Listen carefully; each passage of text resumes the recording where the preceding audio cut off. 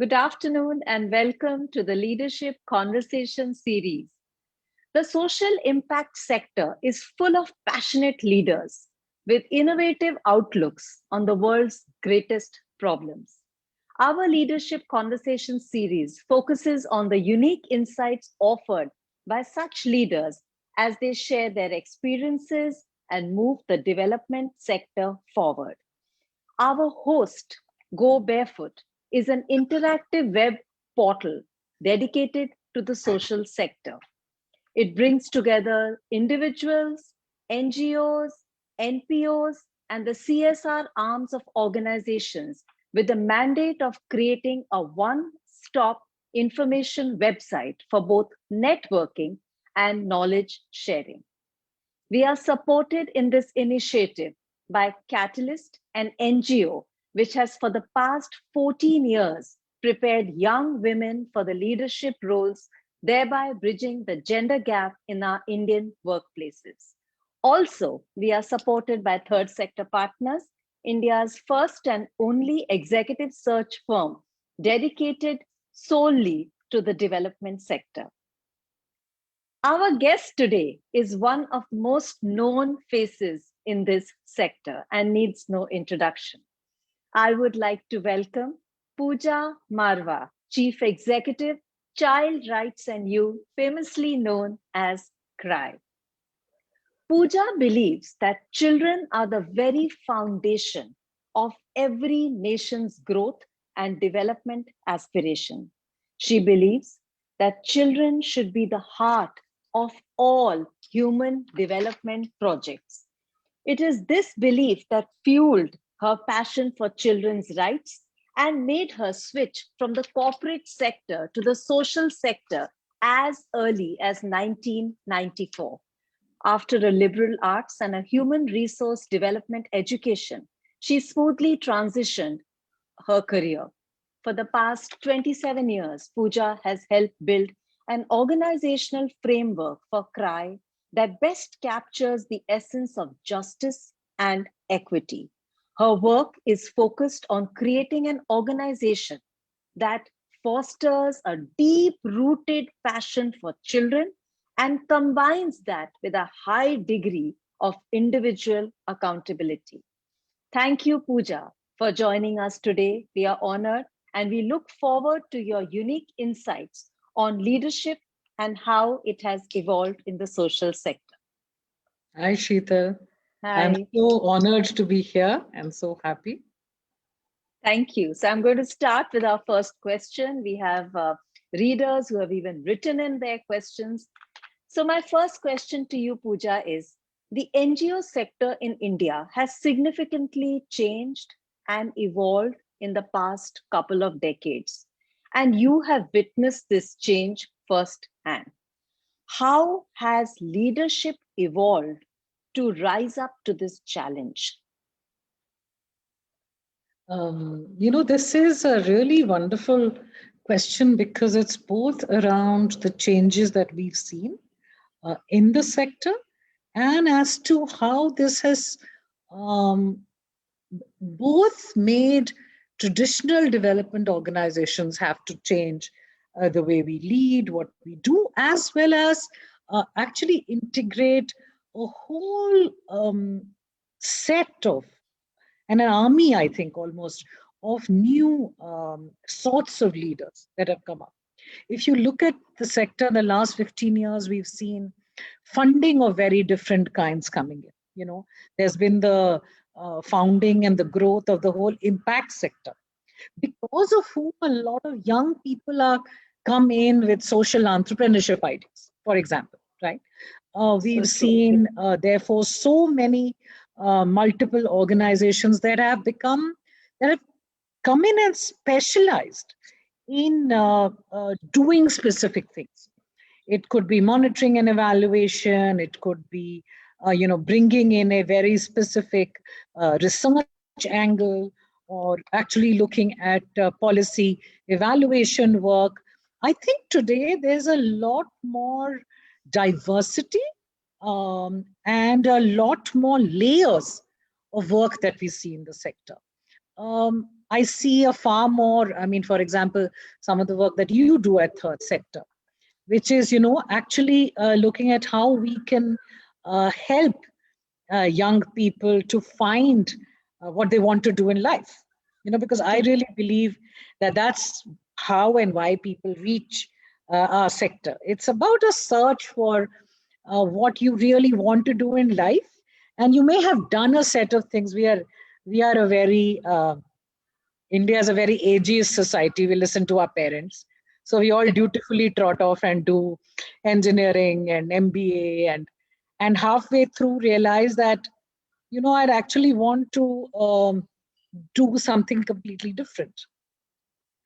We recently got a young lawyer who does not want to practice law anymore, but actually wants to do work for the sector that she realized that she was brushing up against, but used to think it's only something she could voluntarily, but not as a career.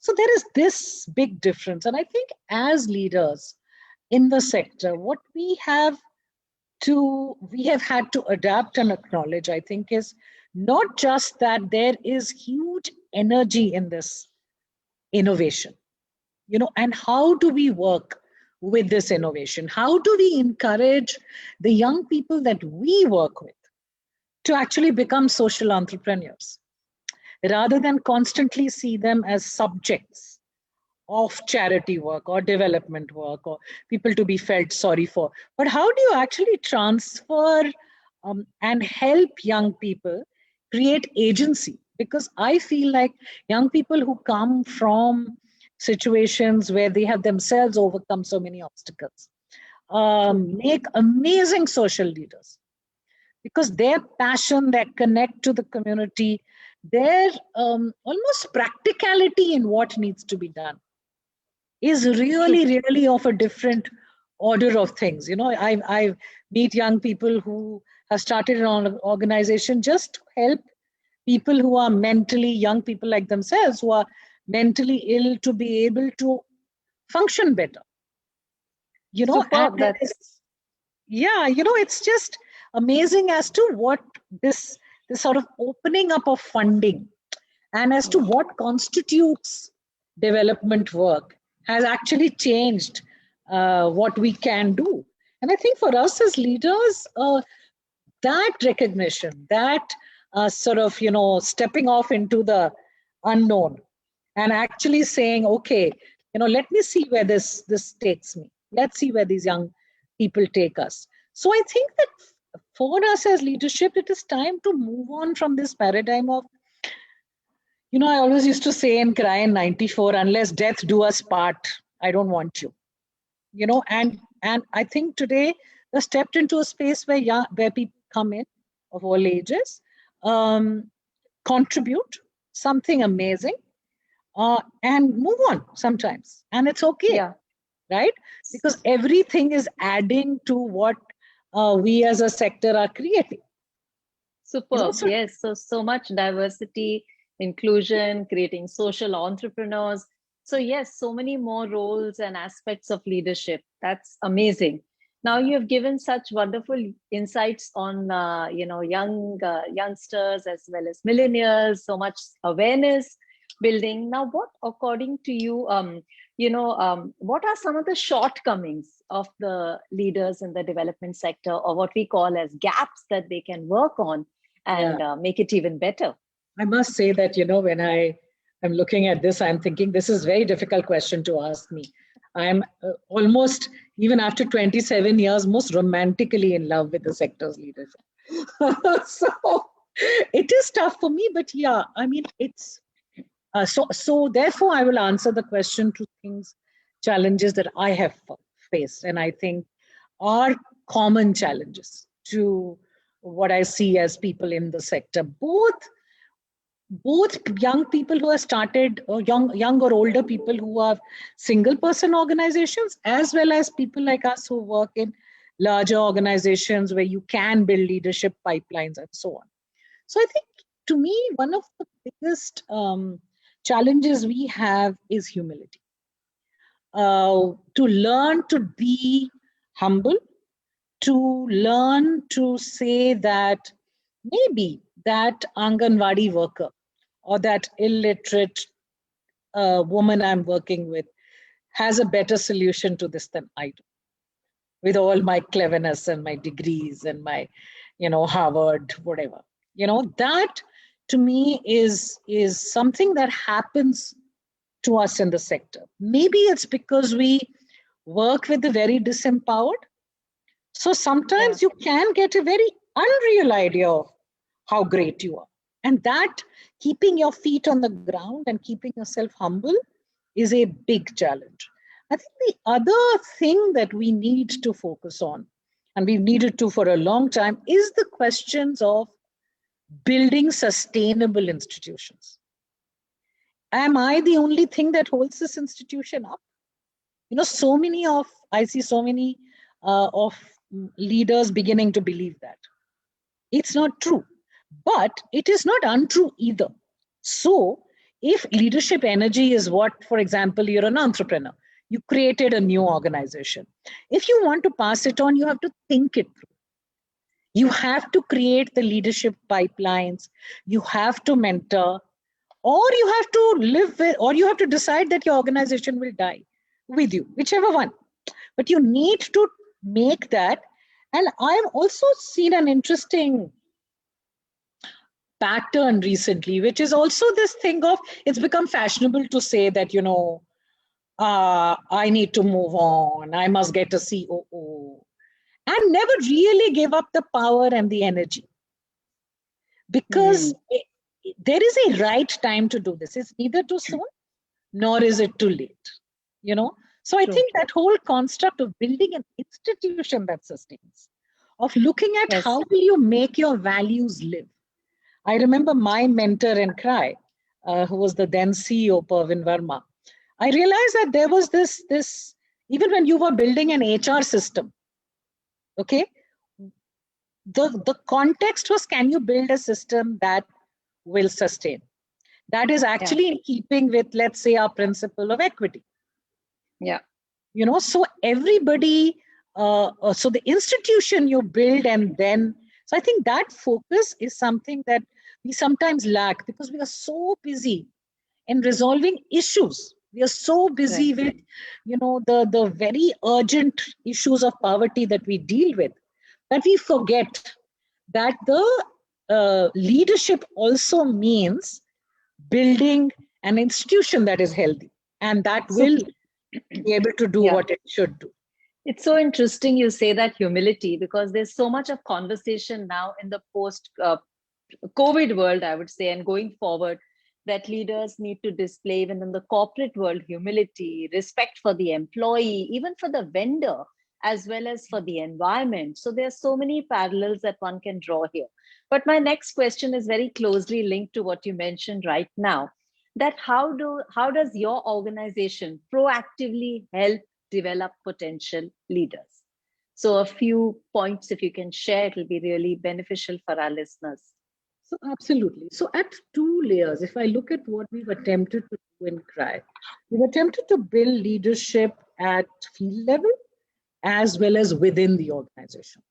And at field level is really, if you ask me, what has CRY achieved in our 40 years? I think one of the things we're proudest of is actually of having helped create a cadre of NGO leaders. We've supported almost, in our so many years, almost 740, 750 organizations and individuals, some of whom would have started barely as fellows, barely with just a whisper of an idea that you fund and you stand with. So how do you actually allow and build local leadership is something that we really like to do and do with great passion.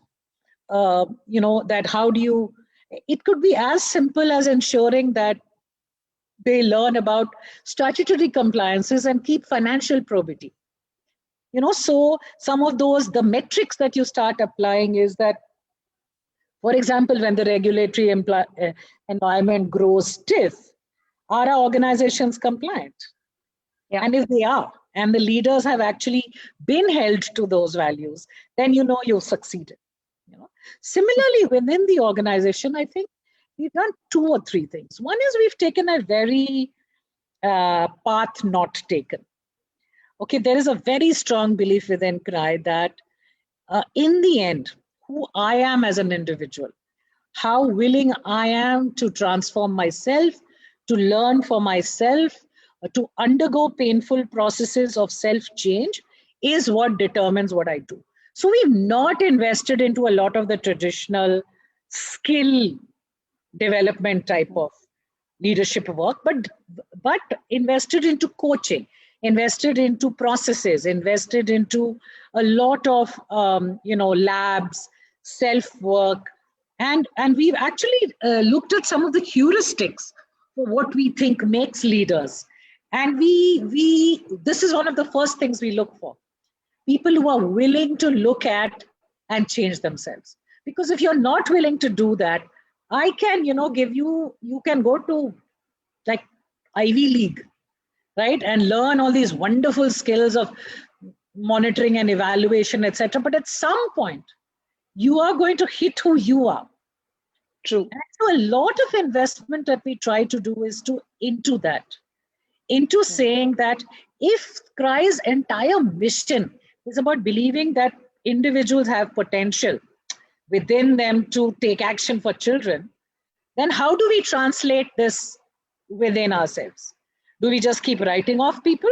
Or do we believe in their potential, look at what we need to do? So we have in fact, a lot of people joining from the corporate sector are like, oh my God, you've got such developed HR systems. Yeah. Whether it's about ensuring that our managers start seeing themselves as mentors, as coaches, as ensuring everybody has an individual development plan that is separate from their work deliverables, So that investment, I think, is really what we do. And my advice to everybody is to do it. Yeah. Yeah. Well, my next question is closely linked to that, which is that you have almost 3 decades of experience in the development sector. So a couple of pieces of advice to the young rising stars of the NGO space on how they can manage their careers. I think I already said some of it, which is,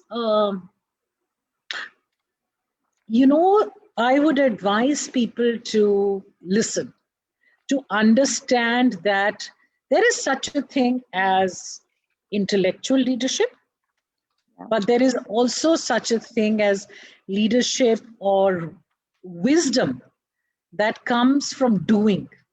Yeah. So I would say to people, listen to your own heart, listen to what others are saying.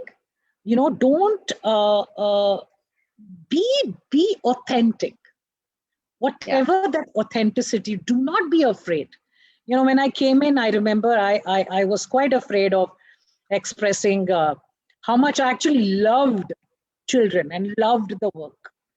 I think you need to learn to say, this is a space where I can actually be all of myself. And it's okay. It's okay to say, I don't know. It's okay to ask for help. And what you need to do is look at your growth, not just vertical, but look at your growth as horizontal, as what are all the skills that you can add to yourself. And remember that, the development sector is a place where you actually get entrusted with a huge responsibility, which nobody gave you. You came and took it yourself, but you made yourself accountable and responsible for people's lives. So you have to be very accountable, and it has to be self-driven accountability. And therefore you have to be humble. Therefore you should not, say, you get so blindly carried away. I have to tell my funder that everything is all perfect. Yes, you do. Yeah. But you can also go out and say, no, this is wrong. We need to fix it because it's not changing the problem, or it's not having the outcomes that I wanted to have. So I would agree with you. Put accountability first. No, measure what you're doing, measure your impact on the world, And don't get caught with, I have to become a senior manager, then I have to do this, then I have to do that. What are you really learning on a day-to-day basis? And of course, I really endorse this authenticity thing, because I feel that unless you're really authentic, you really cannot be at peace and follow your passion and present the best version of yourself. And listening, of course, is a skill that all of us can upgrade. So I agree with you completely. So moving on, the sector has grown tremendously, and you must have faced challenges in attracting and retaining some of your star performers and best talent. So how did you counter this? A few, if you could share a few points on that. I think, one thing I feel is you have to be very proud of what your organization is and who you are. And you have to project that. You have to say to people, this is actually your opportunity of a lifetime. This is going to change your life in ways that you never imagined possible. And people will, the challenges that we face very clearly are we get accused of being unprofessional because, for example, we may not have a carrot and stick methodology of rewards, right? Yeah. People do struggle with a very different culture when they do come in. So besides struggling with compensation, and sometimes, frankly, and that is always my saddest thing, that sometimes people do need the money and they do move on. And however much your heart breaks, they do. And it is a huge challenge, and it cannot be sorted out by attempting to be a Me Too. I really feel that that's very silly thing to do, because you may actually be removing a leap of faith that you want people to make when they actually come. A belief in a kinder, more collaborative way to be, to live, to work, to cooperate with others, and it's to me that is really what you need to do. You need to build a culture that celebrates collaboration, that celebrates the values that we actually as a sector need to stand for. And we should not get taken in by the mythology of building a dichotomous organization. I find it so funny when people tell me, oh, you're not professional. I am a professional. Only MBAs are not professionals. MSWs are also professionals. So it's to me that is really what you can do to retain. And I think what we have done, and we are so very proud of all the wonderful people who have come. Some stayed few years, some stayed many years, but all of whom have changed us irrevocably. True. So my final question to you is that, one of the biggest changes in the sector has been the manner in which donors now view return on investment, which of course stems from better efficiency, transparency in the system. Also, donors want to see an enhanced and a measurable impact. So what are your views on this new change that we are seeing in the last few years? So, one of the things that I feel like, actually in the sector, if you look at what's been done internationally and nationally, are methods of measuring our impact, both as long-term sustainable change in children's lives, communities' lives, whichever space we're working in. I work with children, so for me, it's a change in children's lives that I would want to measure. Actually needs to sit in a very in a framework of, I am accountable to that child in whose name I work, right? And to do that, if I have to pull in methodologies from the corporate sector, methodologies from the advertising sector, whatever I have to do, that I need to do that. So in a way, I actually like donors coming in and saying, I want to look at impact. What I react to, and I wish I could attempt to change, was this impression that we are not accountable, that we are not measurable, that just because change is slow means that it is not measurable. It is measurable. But Right. what you will get initially will be process impact. You will get people saying, oh, we had so many meetings. Like a simple example that I always take is that I wanted ultimately to get a women's group to ensure that they start talking about children's rights and overseeing the school, let's say. But Right. my initial steps will be that, first of all, the group will have to be formed.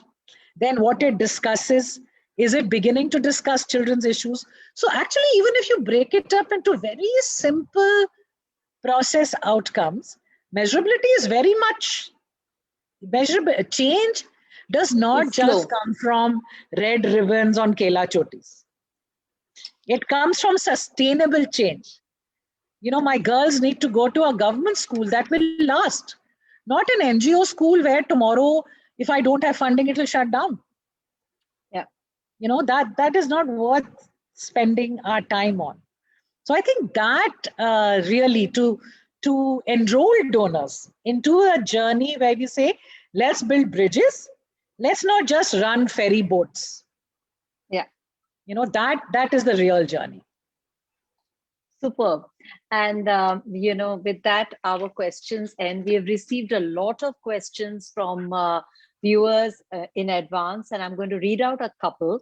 So we'll take one, and then, of course, we are running short of time, but you can leave it on the Facebook page, and we will forward it to Pooja and, get her inputs and send it back to you. So one question is, what do you look for inspiration in, how do you find a coach or a mentor? And how important was that in your personal journey, your interaction with a coach or a mentor? It's a young person from the NGO who's asked this question. So I was very blessed. I think I actually got a boss as soon as I joined, who was extremely inspirational. She was became the CEO of TRI in '98, Pervin Verma, and very, very inspirational. And very inspirational to, so I think what was critical was that she was a mentor who you need to find someone who's interested in your growth, who sees you as having potential and is willing to, sort of let you find that in whichever space. I don't ever recall being told that this is the direction you need to go in, but actually to say, just look into yourself and figure out what you're capable of, and show mild disappointment when you don't actually come up to their image of you. Because when someone is interested in you, in helping you grow bigger and grow beyond the frame that you defined for your life. So I would urge you to look for people like that. They could be in your family, they could be friends, they could be, if you're fortunate, they could be in your organization. But that's the sort of mentor you want, someone who wants you to become larger, and not someone who constantly, thinks that, oh, like people tell me, what is that nonsense they say about children? Oh, you beat them and they'll be okay. Who use a carrot and stick mentality. Yeah. Oh, give people rewards and they'll start acting better. They will not. No. They need to be influenced, inspired, motivated by you. So superb. Absolutely. Thank you, Pooja, for sharing such unique insights. And I'm sure our audience have benefited tremendously from your inputs. A big thank you to our viewers for joining us this afternoon. Stay safe, get vaccinated, and looking forward to seeing you in the next episode. Thank you and goodbye. Thank you so much, Sheetal, and all the best to you and the whole team for a wonderful initiative. I do hope this goes forward really well. Thank you. Thank you, Pooja. Thanks a lot. Really appreciate and looking forward to staying in touch. Thank you.